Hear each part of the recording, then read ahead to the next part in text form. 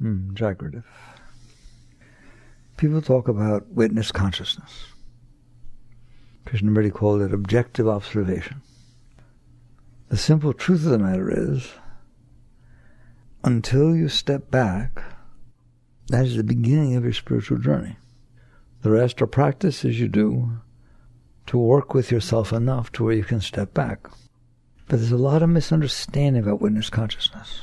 People think if they're in there saying, okay, I'm watching, yes, I see my mind, that's not witness consciousness. That's just a layer, very good, but it's a layer of the mind. Your mind is like a computer. It's capable of multitasking. If you just talk about something going on in the back of my mind, there's literally something going on in the back of your mind. And then there's something going on at every layer. The mind is very complex, can do lots of things, very capable. So having a part of your mind imitate witness consciousness is better than not, but it's not where you want to be. There is a deeper state. But how do you witness your mind if you're using your mind to witness your mind? If the mind's talking about it, if the mind's thinking about it, then it's your mind. So an example I use in the new book, which is fresh, of course, in my mind, and I don't know how many people can actually get it. If you open your eyes and you look in front of you, do you see what's there? How hard was that? You discipline yourself and meditate for hours and hours. If you open your eyes, you see what's in front of you. I'm telling you that's witness consciousness. It's just witness consciousness of what's outside as opposed to witness consciousness of what's inside. It takes no effort. It takes no time. You don't need to be taught anything. It is not difficult for you to just simply see what's in front of you. But can you see your thoughts the same way? Can you see your emotions the same way? Because they're there exactly the same as the outside. You're behind this. Obviously, when you look outside, you inside are looking outside. It takes a billionth of a second to see what's there. Now, if your mind starts talking about it, that's a different story. But the initial impulse of opening your eyes and seeing what's there, your mind can't talk about it yet because it hasn't decided whether it likes it or not. You understand that? The mind's not active. It's just boom, there it is. I'm telling you, when you get to true witness consciousness, it is that easy. It is that simple. The only difference being that you can see your thoughts in the exact same way that you see the outside world. It's just boom. Not an individual chair. The first time you don't see it, you don't see the knots in the wall. You just see. There, boom, it all comes in all at once, doesn't it? There it is. Your thoughts are in front of you. I'm just going to talk to you as though you're there. They're in front of you. They're like there they are. Hi, there they are. You're here watching your thoughts. Your emotions are in front of you. Hi, they're down here, coming out of your heart. Hi, there they go. There they come. There they go. And you're seeing them. How would you know they were happening if you didn't see them? You say to somebody, God, I've been really sad lately. My heart's really bothering me. How do you know? How do you know? Somebody knows. Somebody said it. Notice what they said. My heart. Whose? That's a possessive pronoun. I want to know who sees the wall. I want to know who is aware. My thoughts are bothering me. Oh my God, since she left me, it won't stop. I just keep thinking. Who is saying that? Who is saying that their thoughts are bothering them? Who is noticing that the thoughts just won't stop saying this stuff? That is the witness. Like you're it. Tag, you're it. Okay, that's the trouble. You are actually the consciousness that is being aware that there are thoughts being made. You're the consciousness that is aware that stuff's coming in through your senses. You're the consciousness aware that your heart is emanating or that you have emotions floating in front of you. Someday, and we'll talk about whether it's hard or easy or what you can do about it, that's what it will be like to you. You're just in there and there's these thoughts. You're in there and there's these emotions. You're in there and there's a wall and chairs. It's just something you see. It's not something you do about it. If you're doing something about it, you're in your mind. You're thinking about it. You're analyzing it. You're wanting to do it. You're wondering whether this is witness consciousness. So there's something going on other than what the Buddhists call just seeing. You just see what comes into your senses. You just see your thoughts. You just see your emotions.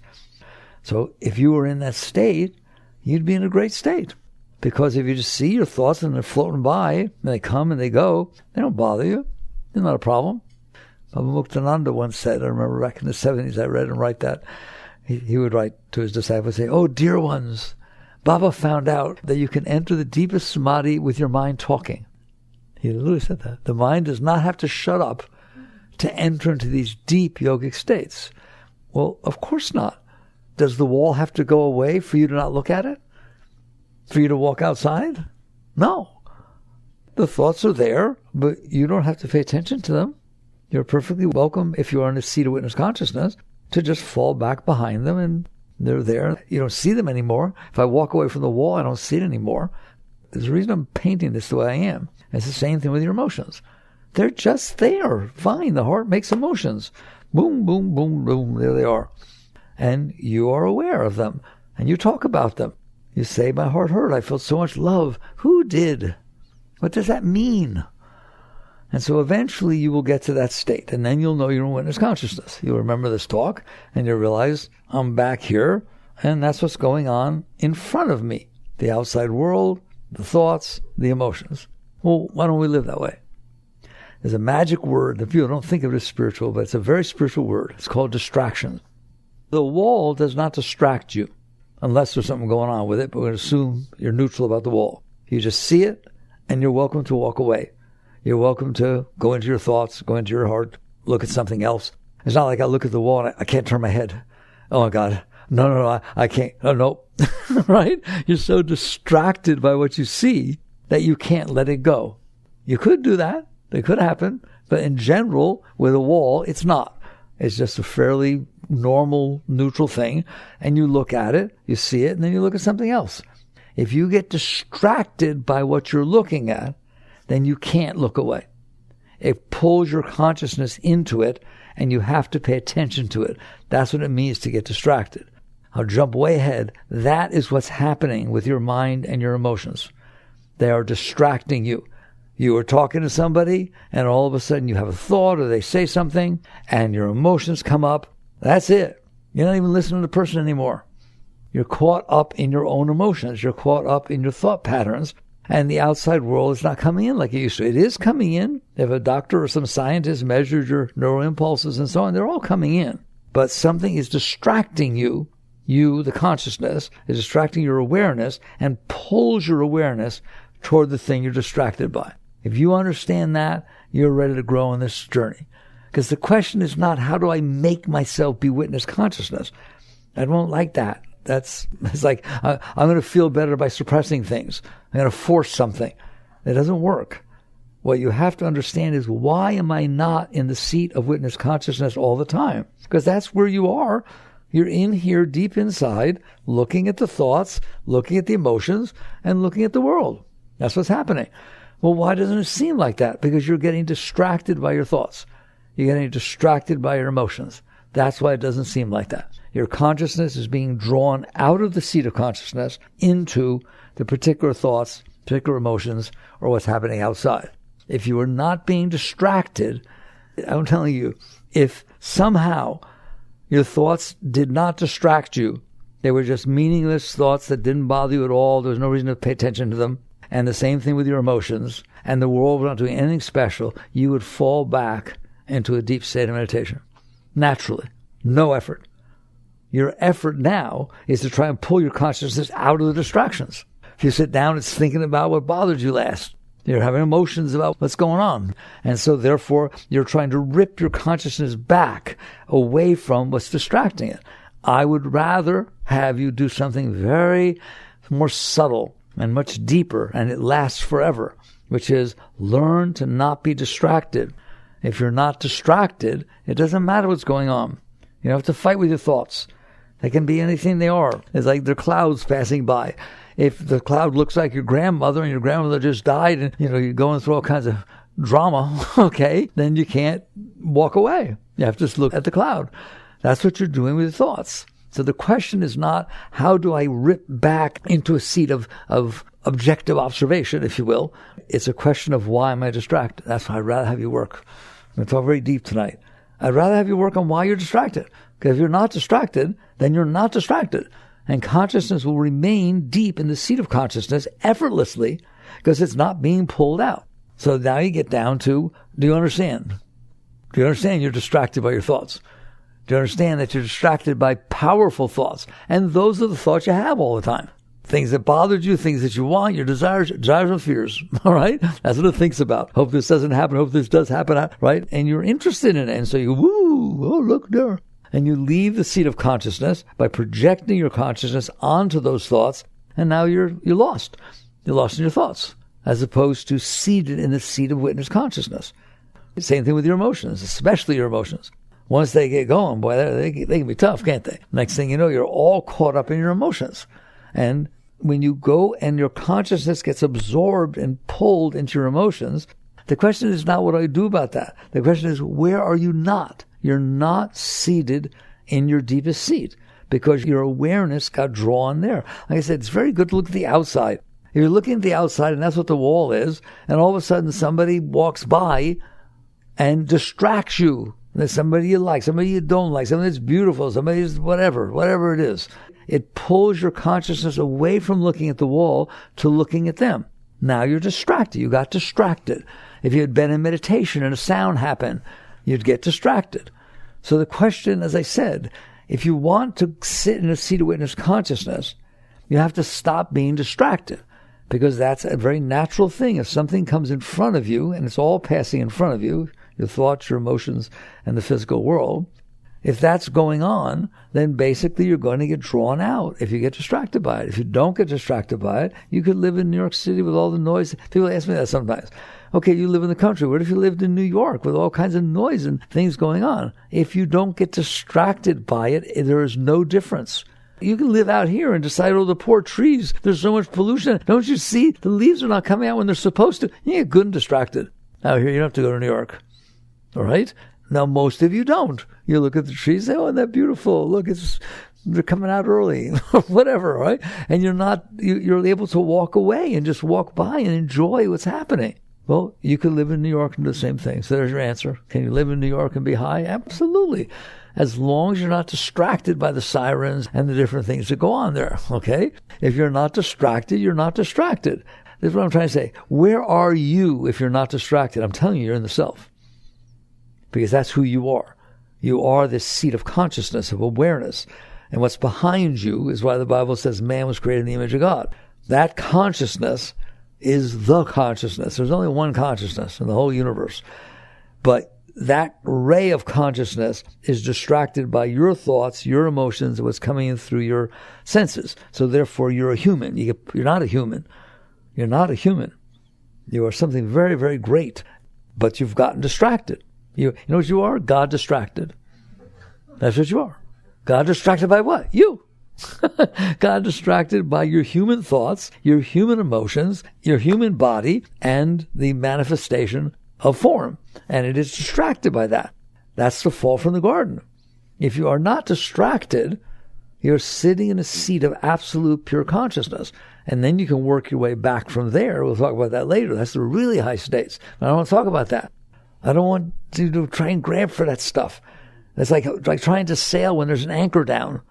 Don't sit there and try to figure out how to get more wind and have a stronger engine so you can drag even though you're anchored.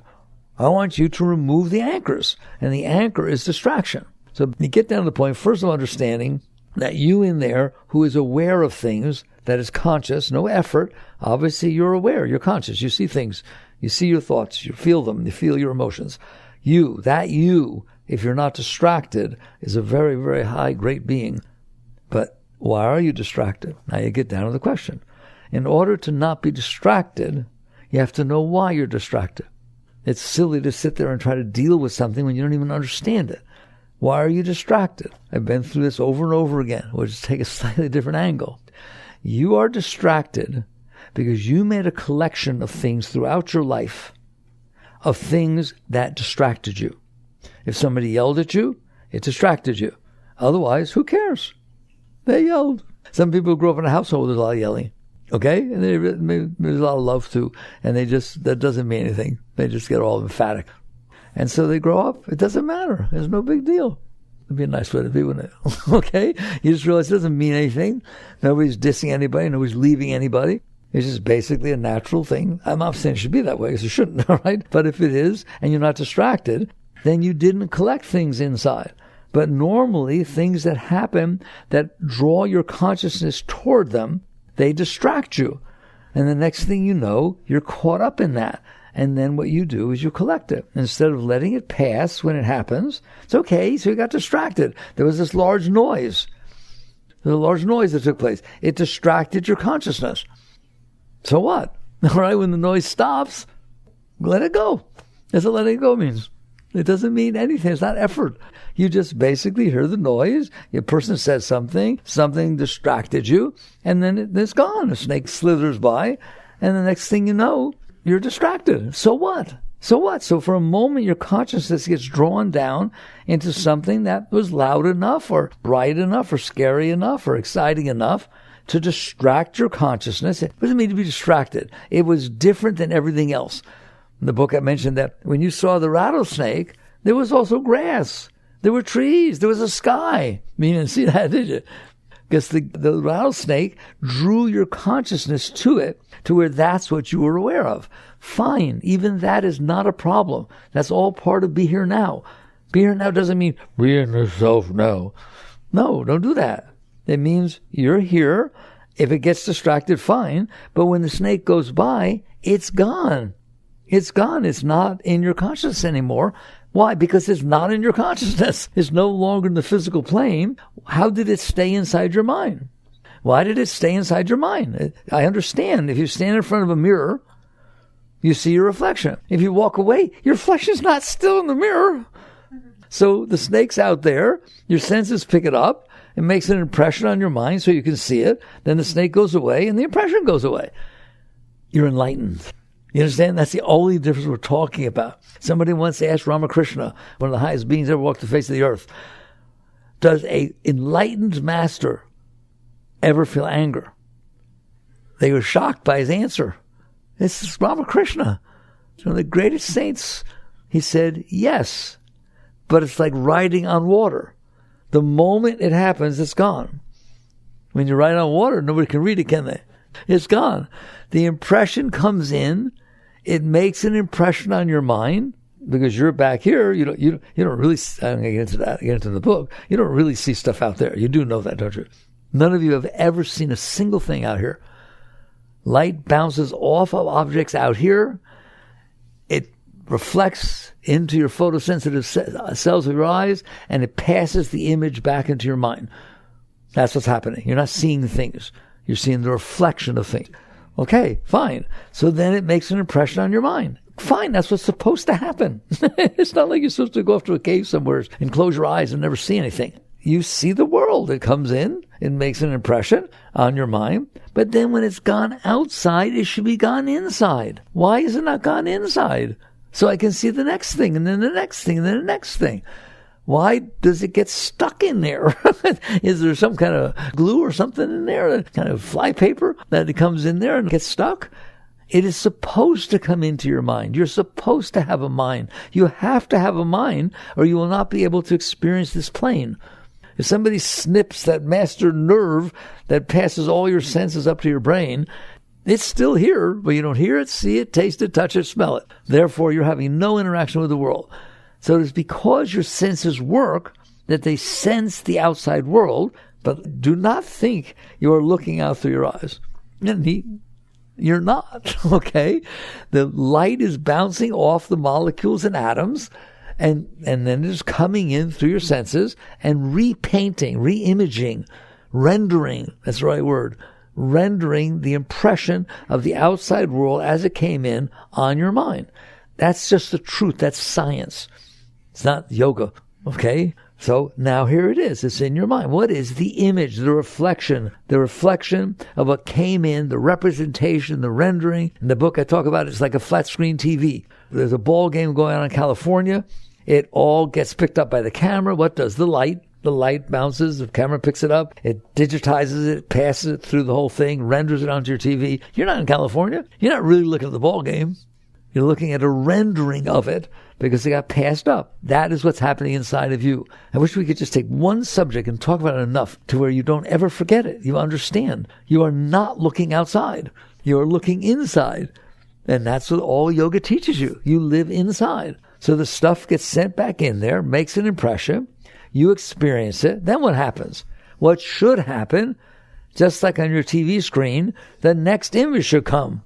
The last one shouldn't still be on there. How'd you like to watch TV that way? The newscaster is still on there on top of your movie. No, not okay.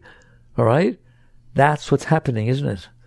Somehow the image from before came in, you saw it, and the object that caused the image went away. It always goes away. The Buddhists say everything's temporal. It is certainly temporal. It's only there for the moment it's there. Then it changes, moves on, doesn't it? That which came in through your senses when you were 10 years old is not there anymore. It will never be there, will it? Then why is it in your mind? Why did that impression stay in your mind? Think about it, because it's not supposed to be that way. In fact, I, in the book, say that is the fall from the garden. You were in the garden. It's beautiful. Everything's wonderful. There's all kinds of things going by, and you experience them, and your joy, and they're wonderful, and sounds are beautiful, and colors are beautiful, and people are beautiful. Everything's beautiful. But then all of a sudden, someone goes by that distracts your consciousness so strongly. That's going to be either desire or fear. I want or I don't want. I like and I don't like. That's where duality comes from. That's where it starts. Otherwise, everything's the same. It's just something I'm experiencing. It's the universe passing before me. It's pretty neat. Pretty neat that it's here. Here it goes. There's male, there's female, there's old, there's young, there's birth, there's death. Oh my God. There's vegetables, there's animals. Wow. What an exciting place. Isn't it? Everything goes by. But it's all the same to you. It's something you're experiencing. That's what it is.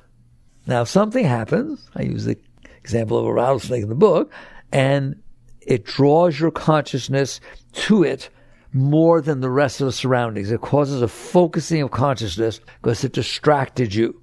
So now that impression was stronger than another one.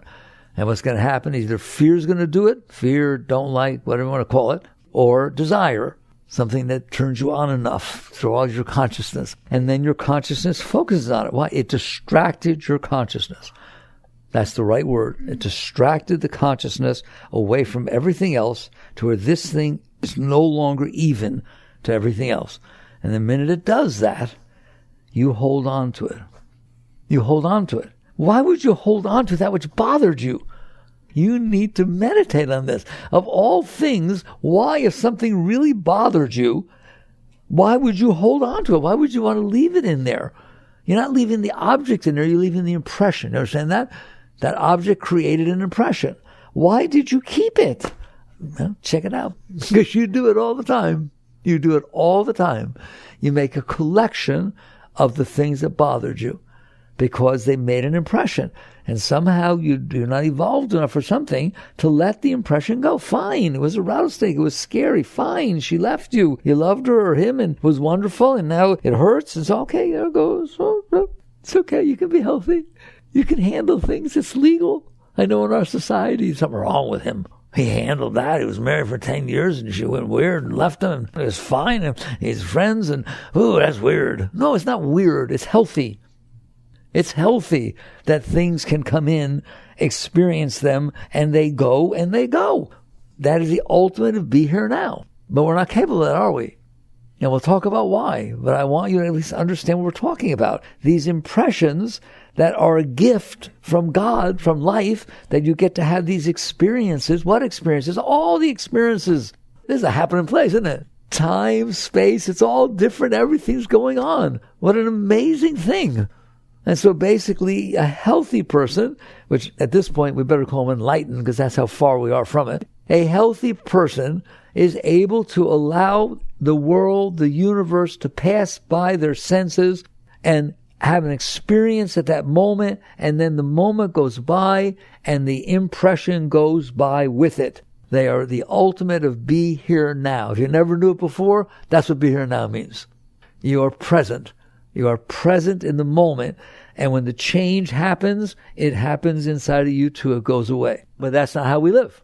That's not normal, so to speak. That's not natural. That's not what it means to be a human being. You understand that? What human beings do is if something happens and it leaves a strong impression of either like or dislike, they want to hold on to what they like. Buddhists call it clinging. That's what you're doing. You're not clinging to the object. If the object stays, it stays. You don't have to cling. You're clinging to the impression inside that it created and you liked it. And now somehow the boy, your girlfriend or boyfriend goes away to go to school or go wherever they're going, and you're still thinking of them, holding on. You're missing everything else. You're driving blind. You shouldn't be driving. Because you're not looking at the outside. You're looking at the inside. Because that's where you held a impression. Now, I'm not going to call it a memory either. We'll deal with that later. It's an impression that got made and you focused on it. And because you focused on it, it made a bigger impression on you than something else that was happening. And so now you held on to it. Who did? You did. Now I'm talking about you in there, the will. Do you have will in there? Can you push thoughts away? Can you suppress? Have you ever suppressed anything? Can you bring it back up? Can you push it away when it comes up again? Do you have will in there? The answer is yes, you do. The Bible is right. You were given free will. You have the right to do things in there. Who does? Where does will come from? Someday you'll go deep enough to experience this. Will is not something floating around inside your body. Will is not something floating around inside your mind or your heart. Will is the power of focused consciousness. When you focus your consciousness on something, it's a tremendous power. You know how when you concentrate, you can feel the power, can't you? Or you feel strength inside. When you try to hold an image inside, or when you try to think inside, or when you focus on something, I feel it as like a beam of light. It's a power. Focused consciousness is the source of will. If consciousness is all even, there's no focusing of it. It's all the same level of power. It's one. There's a oneness. When you focus it, that power of focus, you get to do things with. You get to move your thoughts around. You get to push your emotions around. You get to manipulate people. You do a lot with your will, don't you? All right? That will is the focus of consciousness. That's what you've chose to do with your will. So basically, the impression gets made in there. You hold on to that which you like, and you push away that which you don't like. In both cases, they stay. The impression would have just gone right through, but you didn't let it because you didn't want to experience it. So you push it away. It stays. It doesn't have to be suppression. It can just be mild resistance. There is suppression, there's repression, there's resistance. You resist a lot. You don't like the weather. You don't like this person said. You don't like how you feel. You don't like the color of this. You don't like the fact there's a scratch on your car. Boy, do you resist a lot, don't you? The experiences don't just come in and pass through. They get stuck in there. Even the slightest resistance will cause it to stay in there for some period of time. So this is not a game. It's the essence of yoga. It's the essence of spirituality. But if you don't do it well, it can make a mess. And it has made a mess in all of us. We have collected these impressions. We've collected the things that bothered us. We've collected the things that we liked. And by doing that, now your consciousness gets all absorbed in those things in your mind, the leftover impressions. You had a beautiful relationship 3 years ago. Now everybody you meet, you compare with that relationship. No, it's not the same as that. You want to get in touch with them again. You're fixated. It is now running your life. That you had this nice relationship for years and then it ended, or somebody left nicely, let's say, and now you have this beautiful positive impression inside. You're in trouble. You are freaking out over something that's not happening. How does that help you? So basically, you come down to the point where you understand that these impressions got stuck in there, and you got to get them out. Otherwise, they're determining your entire life. You're not paying attention to life. You're looking at life through those impressions that you stored. That's what your psyche is. It's not a normal thing. You're supposed to hear and experience the beauty of creation and let it come in and let it pass through and grow. Every experience you have causes you to grow. Good experiences, bad experiences, painful experiences, happy experiences.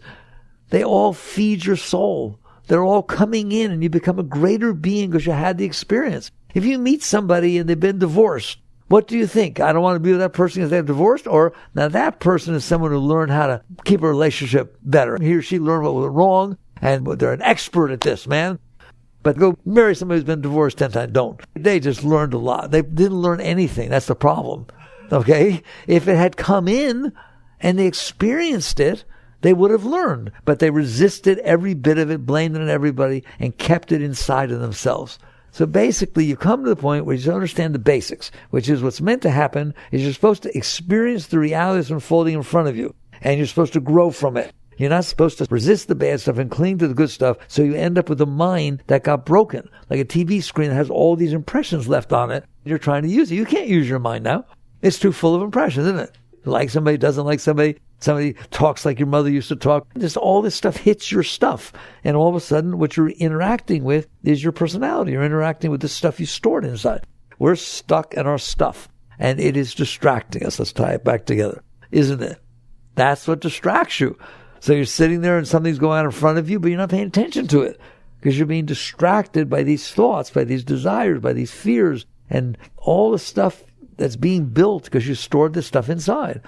Eventually you wake up and you say, I don't live like that. I don't want the past determining my present. I don't want a collection of everything that ever bothered me before to be inside of me, bothering me now. Do you? Is that how you want to live your life? Because if you make a collection of the things that bothers you, you're going to be bothered. I know I'm being repetitive in my talks, right? But let's get something straight. If you make a collection of everything that ever bothered you throughout your life, how are you going to be okay? You just stored inside of you a lot of trouble, right? And it's going to come back up. And what you're going to end up doing, if you don't listen to a talk like this or somebody else's and be wise, you're going to end up adjusting your life so that your stuff doesn't get hit. She loves me enough. She knows what my soft spots are. She loves me enough to avoid them. That's why we get along. Okay, you ain't growing that way, are you? That is not growth. That is avoidance of what you're supposed to be dealing with. And friends don't do that to friends. Friends talk straight, honest. That's a nice friend. Okay? And so basically we work on the fact that it is not about getting things the way you need them to be so they don't disturb the disturbance you store inside yourself. And you change your whole attitude about life. My purpose of life is to get this stuff out and not take on any more. Now you're a spiritual being. You're walking the spiritual path. You have will. Your will was used to cling or to resist. You can use your will to let go. Now you understand what letting go means. People say, well, but if I have a job offer, that has nothing to do with any of that. It has nothing to do with saying yes or no or anything like that. It has to do with letting go inside. You listen to me. The surrender experiment, I know it tells all the stories about the outside. No, it's about inside. Are you willing to surrender that stuff that you collected inside when the world hits it and it starts coming up? That's your job. Someday you can understand there are no decisions, not like you think there are. People have trouble with decisions because they're trying to figure out what will make them feel better. Figure out what won't hit their stuff. Figure out where they'll fit best. I have to decide what? Where I want to live and who I want to marry. That's because you're trying to figure out what you can do so in the future it won't hit your stuff. It won't cause you trouble for everything you stored. Instead, you sit here and you say, okay, it doesn't mean you don't marry. It doesn't mean you don't have a relationship. It doesn't mean you don't have a job. It doesn't mean any of that. It has nothing to do with the outside, other than the fact that the outside hits your stuff. So therefore, it's a very good teacher. And you then have the opportunity to surrender inside. Surrender means letting go of the stuff you stored from before. And surrender means not taking any more. Somebody says something to you, it starts to bother you. You remember, wait a minute, I got bothered 3 years ago and it's still bothering me now. I don't want to do that again. That's how you have to get. I'm not talking about right or wrong or fair. It has nothing to do with that. It has to do with, I ate some bad food before. It made me so sick for 3 days. I ain't eating that food anymore. It's just that simple. I'm not renouncing food, but I ain't that food anymore. I noticed that when she or he said something to me and I took it personal, it affected my whole relationship. For weeks afterwards, every time I saw them, my heart got weird and I used to love them and now I don't like that. Why did I do that? All I had to do was say, okay, fine, she had a bad day and she said something. And then it doesn't do that. It doesn't matter what he or she said. It mattered whether you let it go. It mattered whether you could digest it. Not only are you doing yourself a favor, you took care of them. You dealt with that situation. They were better off because you didn't get all weird about it and carry it for weeks because they said something that they didn't mean. and you're better off because you don't have all this problem with it. You have the right to do that. You know what you have the right to do? Handle what happened. So you sit there and say, of course I can handle it. I just let it go. But there's resistance. Of course there is. It wasn't comfortable. But do you want it to not be comfortable for the next 3 months, 6 years, 12 years? Or do you want it to not be comfortable for a moment while you let it go?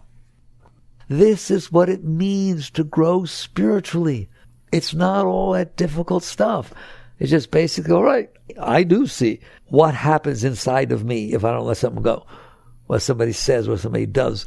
Even if it doesn't seem right, even if it doesn't seem fair, no.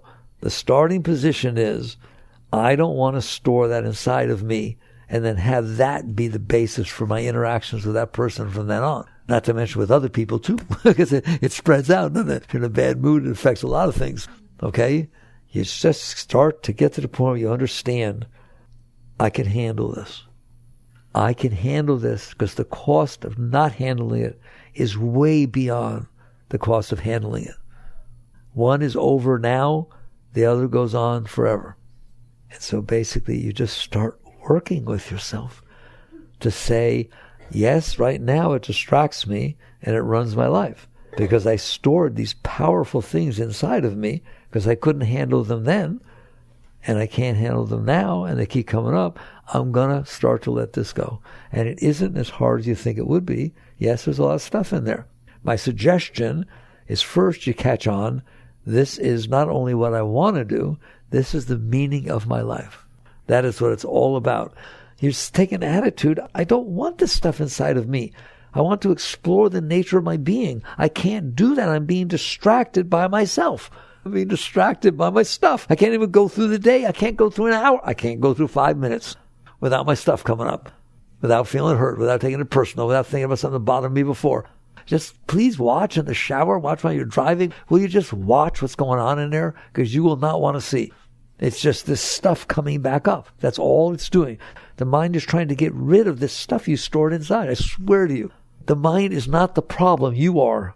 The mind didn't do anything wrong. It did its job. It took the view from the outside world. It brought it in and said, here, present, movie, TV, surprise, surprise. Mind did its job. It brought it in and presented it to you. You, the soul, the consciousness, were not evolved enough to not get all caught up in what you liked and what you didn't like. And so you held on to it. Now the mind's broken. Why would it not be broken? It's full of all the stuff you stored in there that mostly you didn't like. I have to put in the you did like, because every once in a while there's something you like. But most of the stuff you don't like. Just please watch. It's most of this stuff you don't like. And so basically you hold on to it. And now your whole mind is broken. It's broken. It's like that TV that has multiple images on top of it. I can't watch TV that way. Well, you can't live your life this way. Because everything reminds you, either scares you. But in the back of your mind, you're scared all the time. You're scared you'll say something wrong. You'll do something wrong. You won't look good when you're older. Somebody won't like you who likes you now. That is that stuff expressing itself. That is not your natural state. Your natural state is one of ecstasy, satchidananda, bliss, just pure beauty flowing inside of you all the time. That's what's back there. Be that. That's something to achieve. So basically, you redirect your life. You wake up. This is the meaning of my life. From now on, period. The easy way to do it, you can't do the big stuff all at once. You can't. Don't even think about it.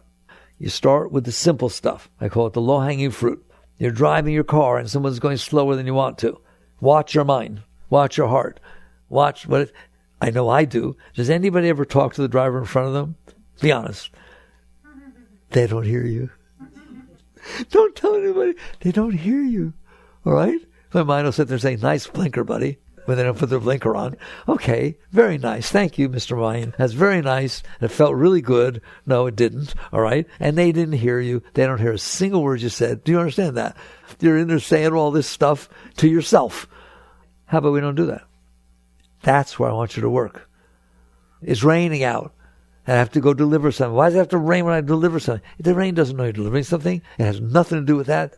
And no one hears you talking except you anyways. You're taking all this negativity and bringing it up into your life. Enjoy the rain. Enjoy the driver in front of you. It's just silly. And so you get to the point where you start doing this. It's called working on yourself. The highest relationship you can possibly have is one with yourself. No relationship with anybody else has even close to the importance of your relationship with yourself. They have to try and get around your relationship with yourself. There are people inside themselves that say things like, I'm not worthy of love. I never have been. That's why I'm always so hurt, right? And I'm not all that attractive, and so on. Okay, so now we're going to meet somebody that if you're in there doing that to yourself, they're supposed to overcome it. They're supposed to make you feel love when you're busy making yourself not feel love. Even if they love you and they talk, then you walk away, I don't know, I could get hurt in this relationship. This doesn't seem, I don't know if no one has ever really loved me. I don't know if I can trust them. Well, congratulations. What a wonderful thing to do with yourself. Your relationship with yourself is absurd.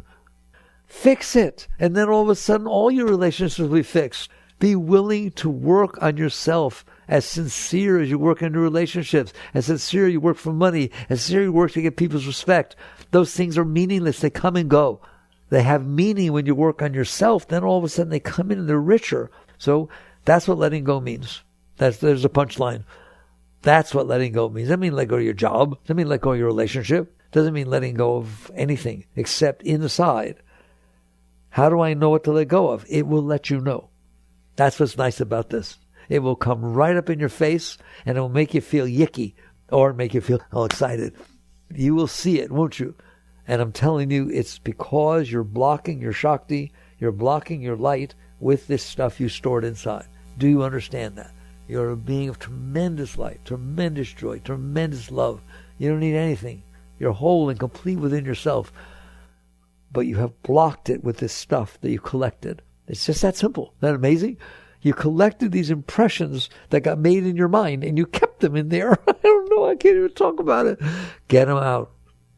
How? When they come up, let them go. Don't go in there fishing and grabbing and fighting. No, you don't have to fight with yourself. All you have to do is when they come up, remember this conversation and say, do I or do I not want to let go of this? And the answer, it is always yes, no matter what. But it hurts. Of course it hurts. It was stored with pain. It's going to come back with pain. You stored it because it was painful 10 years ago. What do you think it's going to feel like now when it comes up? Okay, let go. Let go. If you will just relax, that's the key. When it comes up, your tendency is to resist, isn't it? Your tendency is to fight. Your tendency is to push it away. Or if it's a desire that's driving you, to go after it and express it. And by the way, even if it's bothering you, your tendency is to get angry and yell at people and just somehow deal with this energy in a terrible way. Just sit inside, see it come up, and relax. Relax. Relax your body. Relax your inner state. Keep your hands to yourself inside. Don't push, pull. Neither push nor pull. Just let it go. And I'm telling you, over time, you gave it the room to release. And every one of those energies will come up. It's called transmutation. It will come up and it will feed your soul. It will feed your being. And you will start to feel free. You'll start to feel open. Start to feel love all the time. Now you're not looking for love. Now you're expressing love. All right. Jagged.